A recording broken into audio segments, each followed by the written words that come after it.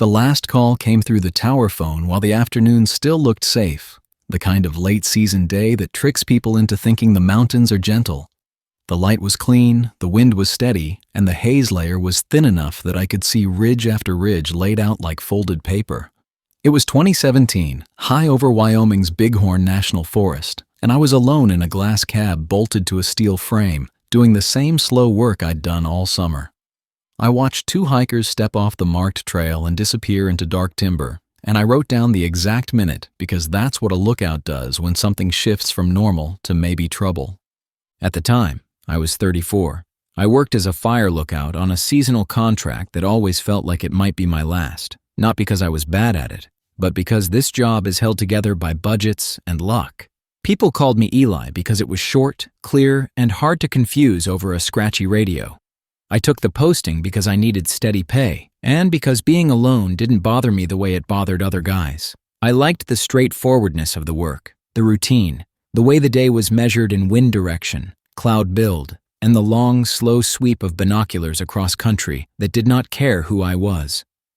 The tower sat on a shoulder of ridge where the view could make you feel like you owned the whole county. You don't. You're just a person in a box with glass, counting lightning strikes and smoke columns, and making notes that might matter later. My cab had the usual setup. Osborne Firefinder mounted to the table, logbook open to the days page, topo maps folded and refolded until the creases were soft, a weather kit, a small propane stove, a metal sink with a hand pump, and a cabinet that held the things you'd rather not need.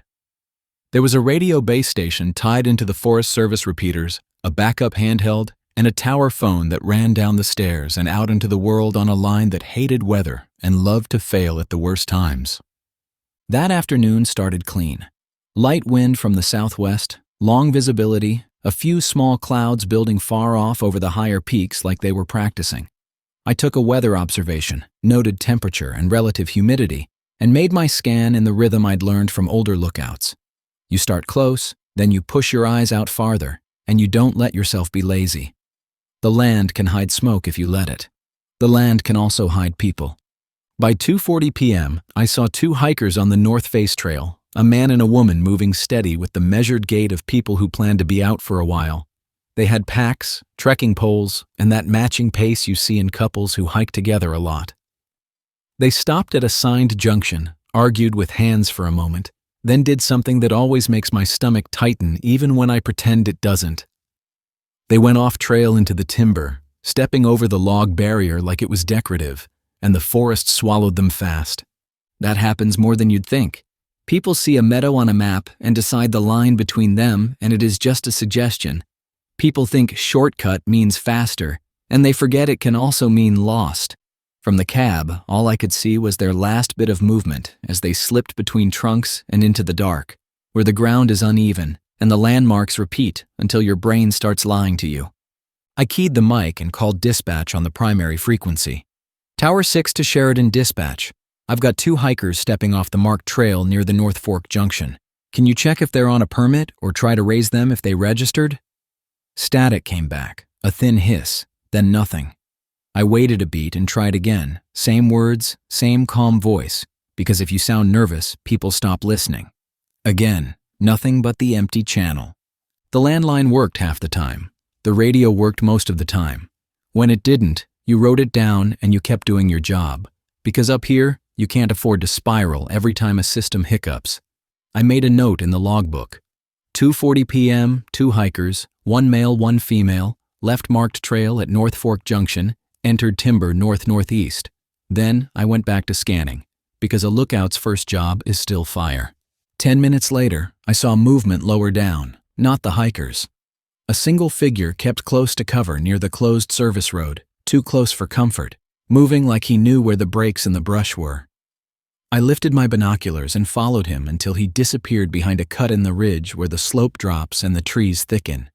It didn't feel right, but didn't feel right doesn't go in a logbook. So I wrote what I could prove. Unknown person near service road, moving south, time approximately 2:52 p.m. At 3:12 p.m., my radio finally came alive with a female voice I recognized. Tower 6, this is Sheridan Dispatch. Relief hit first, then irritation, because I'd been calling and listening to nothing for too long. "Copy," I said. "I've been calling. I've got 2 hikers that just stepped off trail at North Fork Junction." "Sorry," she replied. "We had repeater issues. Say again on the hikers and what direction they took." I gave her the details, steady and clear, including the exact junction and the direction I last saw them travel. She asked if they looked hurt or panicked, and I told her no, they looked prepared, which is one of those details that can go either way. Prepared people can still get lost, and prepared people can still make dumb decisions. "Understood," she said. "Stand by. I'll notify the district and the county." I could hear paper movement on her end, the background noise of a busy office, and it made me feel a little less alone. I poured water, checked the weather again, and went back to the north face windows. The timber swallowed the last place I'd seen the pair, and the longer I stared, the more it felt like the forest was refusing to give anything back. At 3:26 p.m., a different voice cut in. Male, calm. Too calm, like he was reading from a script he didn't need. "Tower 6, this is Forest Service Unit 12. We didn't have a Unit 12 assigned up here, not in my district. That alone didn't prove anything. Units shift, contractors show up, engines roll in from other zones. Still, it raised the hair on my arms, the way a wrong note in a song does. "Go ahead," I said, keeping my tone neutral. "We located the hikers," the voice said. "They're fine. We need you to come down and assist with a statement. Meet us at the junction." Something in my chest tightened. Not fear yet, more like the beginning of a headache.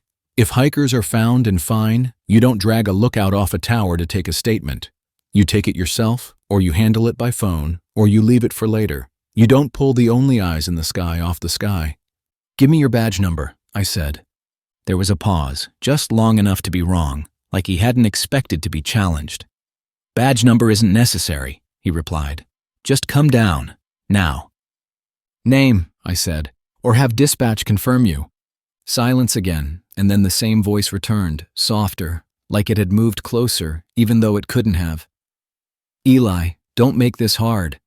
No one on the radio used my name like that unless they knew me. And even then, it was usually paired with something normal, like, 'Eli, you seeing that smoke?' Or, 'Eli, your weather obs are late.' This wasn't normal. This was a correction, a reminder. I sat up straighter and keyed the mic again, slow so my nerves didn't show in my voice. "Sheridan Dispatch, you copy that last transmission?" No answer. I tried again and got nothing. I grabbed the tower phone and lifted the receiver. Dead tone. I didn't panic, not yet. I did what the job taught me. I checked the backup handheld, checked the battery indicator, checked the antenna connection, and flipped through channels until I found one that still sounded alive. At 4:05 p.m., I saw a thin line of smoke lift from a drainage 2 miles west. It looked too straight and too steady. A small cooking fire can do that, sure, but this rose like a signal, like someone wanted it to be noticed. I marked it, took a bearing with the firefinder, and wrote it down. Then I called it in on the handheld using a secondary channel, the one that sometimes reached when the main didn't. Tower 6 to any unit, possible smoke west drainage, bearing 187 from tower, light column. A reply came back faint but clear. "Tower 6, this is Sheridan Dispatch. Copy. Repeat last." My mouth went dry, because that meant she was real, and the other voice wasn't. I repeated the smoke report, then forced myself to say the part I didn't want to say. "Dispatch, I just received a transmission from someone claiming Forest Service. He used my name. He told me to come down to the junction." The dispatcher didn't answer right away. I heard paper shuffle, then her chair creak, and I pictured her face tightening the way mine had. "Stay put," she said. "Do not leave the tower." "Copy," I replied. Her voice lowered.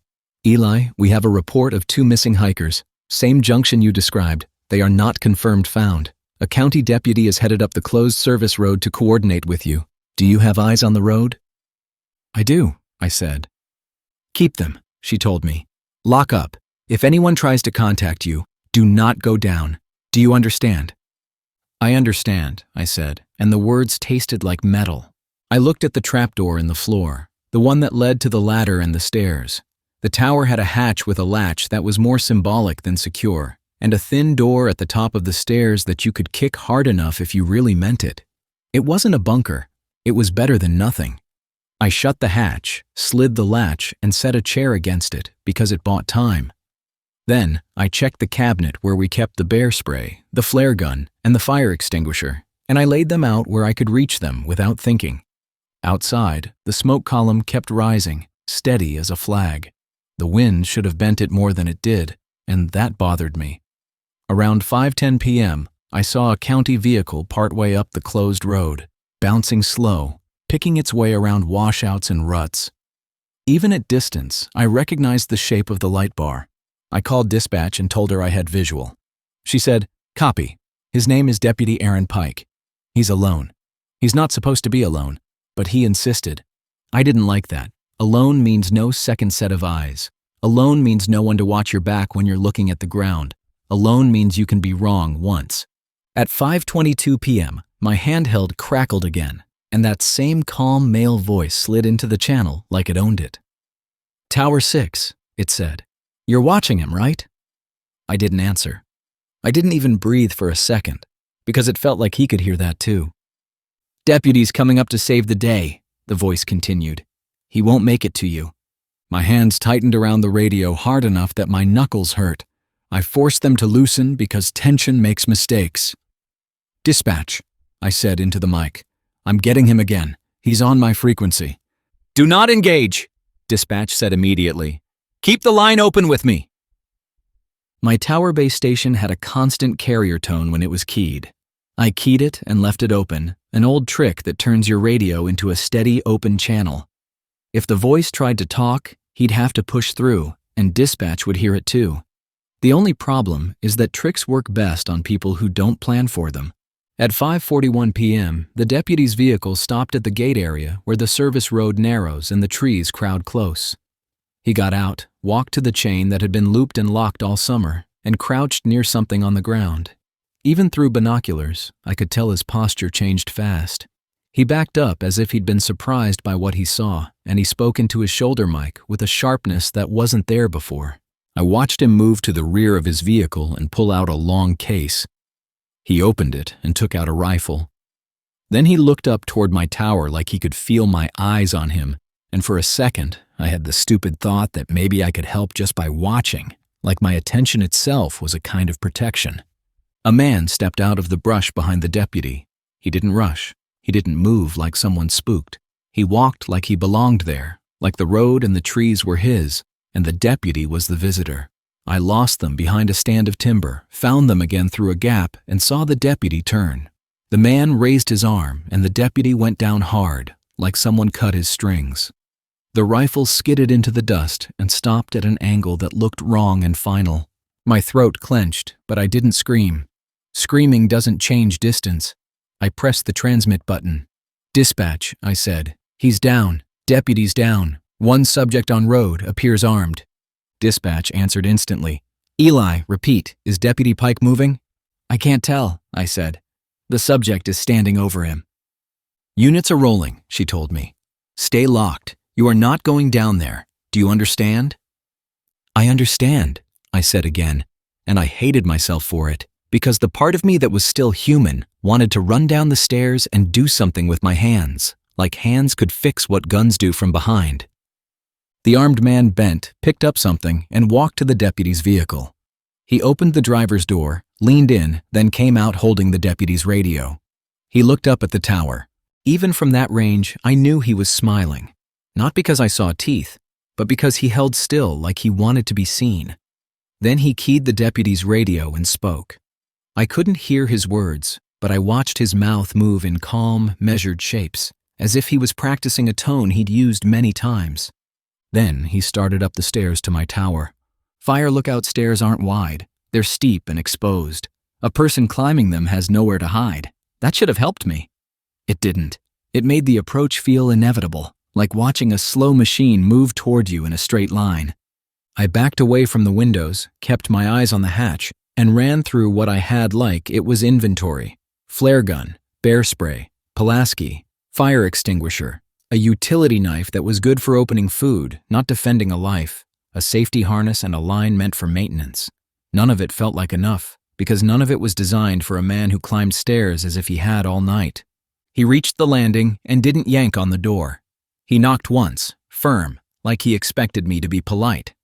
"Open up," he said through the wood. "I need your radio." I didn't answer. He spoke again, still calm. "If you don't open up, I'll start a fire under you. That smoke you saw was practice." My chest tightened. My mind ran options the way it always did in this job, like a checklist that never gets shorter. If he set the stairs on fire, I'd be trapped above it. If I opened the hatch, I'd put him in arm's reach. If I waited for help, I'd have to survive long enough for it to arrive. And survival up here isn't heroic. It's mechanical. It's small decisions made correctly under pressure. I keyed my mic, keeping my voice low. "Dispatch, he's at the door. He's threatening to burn the stairs." "Keep talking to me," dispatch said. "You have units about 25 minutes out. Do not open that door. Do you have a view of him?" "Not now," I replied. "He's at the top landing." The man at my door listened with his head tilted slightly, like he could hear the dispatcher too, or like he knew what I was doing because he'd planned for it. "You're on an open line," he said. "They told you to wait. They always tell people to wait."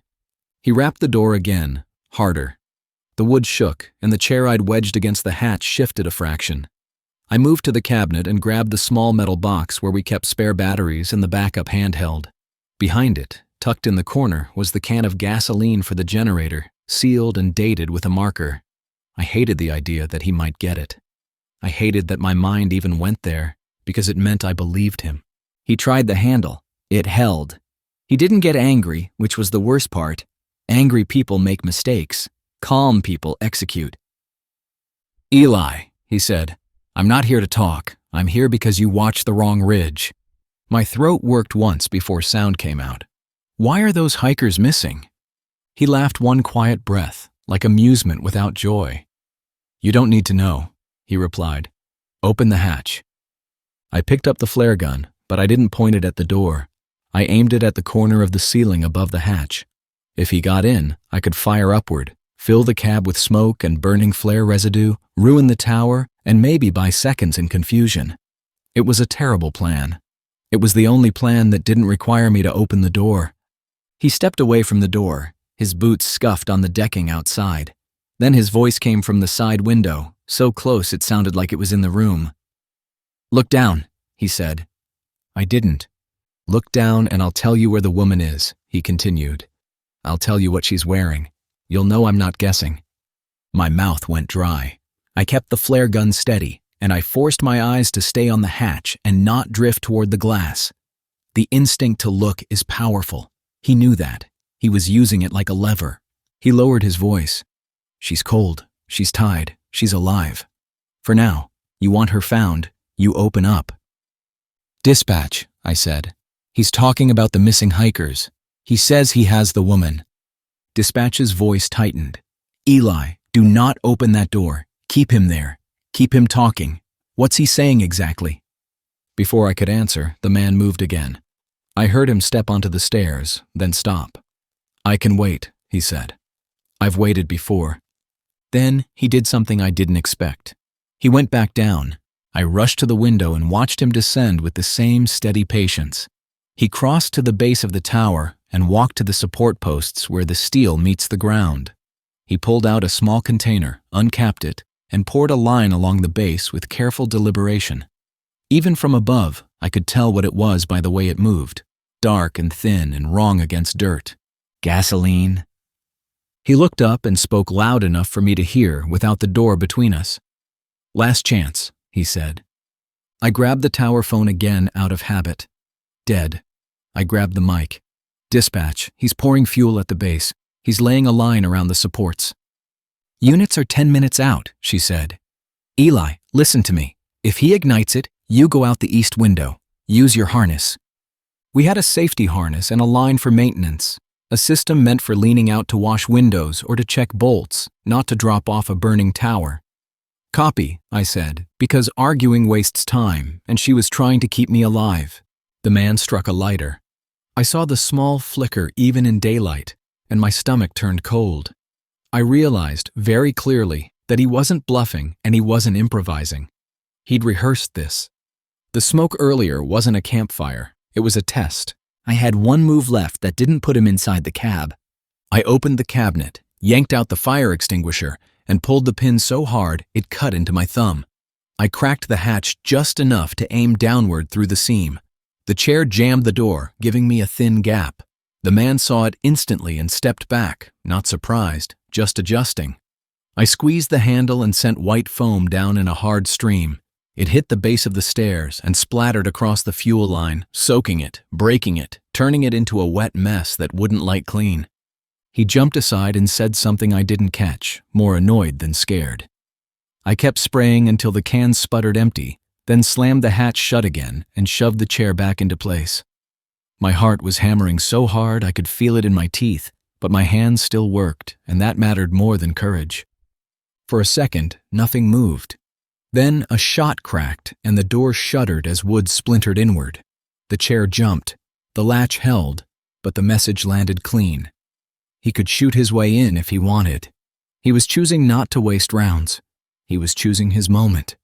I crawled to the far side of the cab, kept low beneath the window line, and watched the road with binoculars.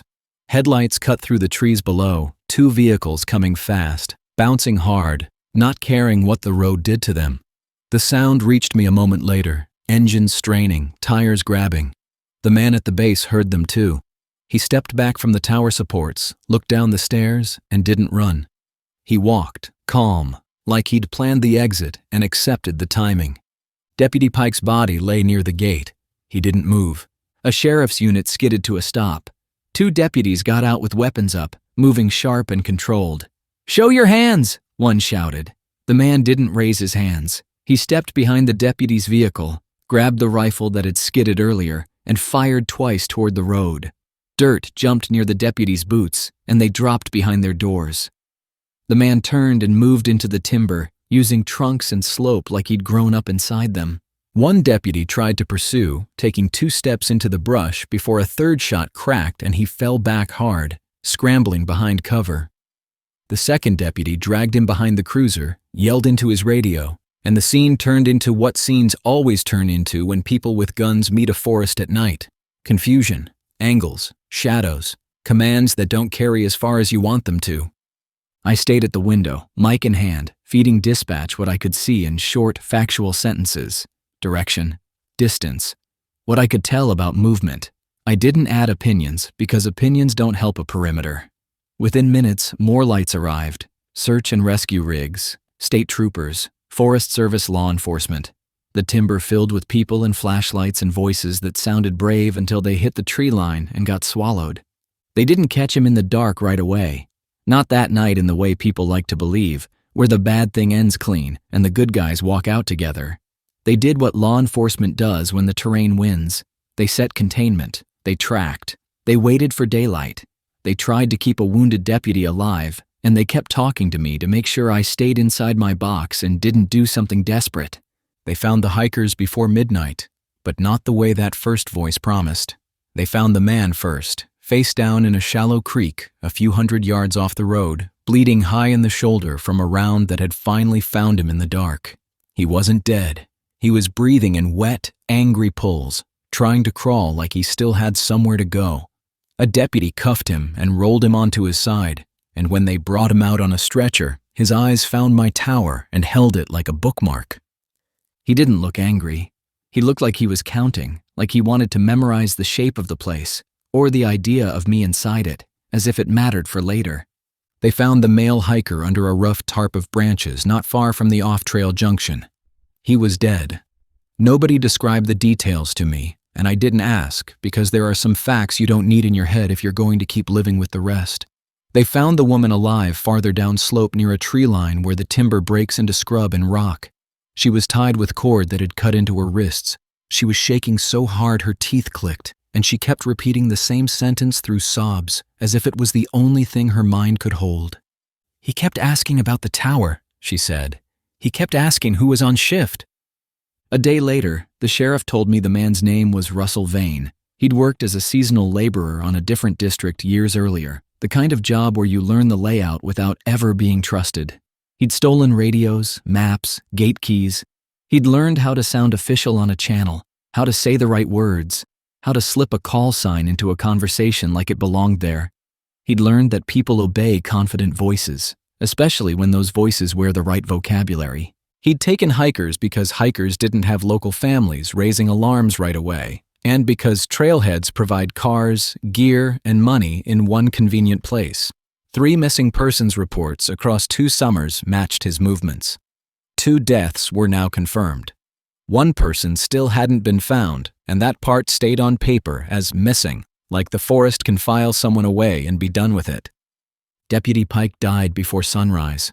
That sentence is short and ugly, and it doesn't carry what it should, but it's the truth. They told me it was fast. They told me the wound was catastrophic. They told me the words people tell when they don't want the living to carry extra weight. I carried it anyway because I watched him step out of his vehicle and crouch near the gate, and I watched him fall. When you see that from above, you learn a kind of helplessness that sticks. I stayed in the tower the rest of that night because they told me to, because the cab was still safer than the stairs, and because my legs didn't trust the idea of walking down into the dark after what had just happened there. At dawn, a Forest Service officer climbed up with 2 deputies behind him, moving careful, checking angles, acting like the stairs might still be wired to something. He knocked, announced himself, and when I finally unlatched the hatch, my hands shook hard enough that the chair scraped loud across the floor. They walked me down and out like I was evidence. They had me sit in the back of a vehicle with the heater on while people photographed the base of the tower, the soaked foam, the poured fuel that never got lit. A man in a windbreaker asked me to repeat everything from the first sighting of the hikers to the last transmission, and I did. I recited times like I was reading my own logbook, because I was. I gave them the exact minute the voice used my name. I gave them the exact minute the deputy's vehicle stopped. I gave them the exact minute the first shot hit my door. I left the tower a week after that day. My supervisor asked if I wanted another posting, another ridge, another summer. She asked like she was giving me a normal choice. I told her no, and it surprised her enough that she didn't argue. Before I drove out, I went back up one last time in daylight, with the stairs empty and the air calm and the views still unfairly beautiful. I opened my logbook to finish my final entry, because the part of me that believes in proper endings wanted the page closed clean. I wrote the summary in my own hand, careful and plain. Then I noticed something at the bottom that hadn't been there when I last put the book away. Someone had written a line in blocky pen strokes that weren't mine. It was my name and the exact time my shift started, written like a reminder, written like proof. There was no signature, no flourish, no threat, just the kind of detail that tells you the person who wrote it had been close enough to touch what you thought was yours. I didn't rip the page out, I didn't tear the book, I just closed it, slow, and I carried it down the stairs like it was heavier than paper. When I handed it to my supervisor, I didn't explain what I'd seen. I only told her the log was complete, and I watched her face when she opened it because I needed to know that someone else could see it too. She did. And that was the moment I understood the worst part of the whole day wasn't the voice on the radio, or even the gunshots on the road. The worst part was how easily a person could move through the systems we trust, wearing the right tone, using the right words, and touching the things we assume are safe because they're routine. Up on a tower, routine is supposed to protect you. That day, routine just gave him a map.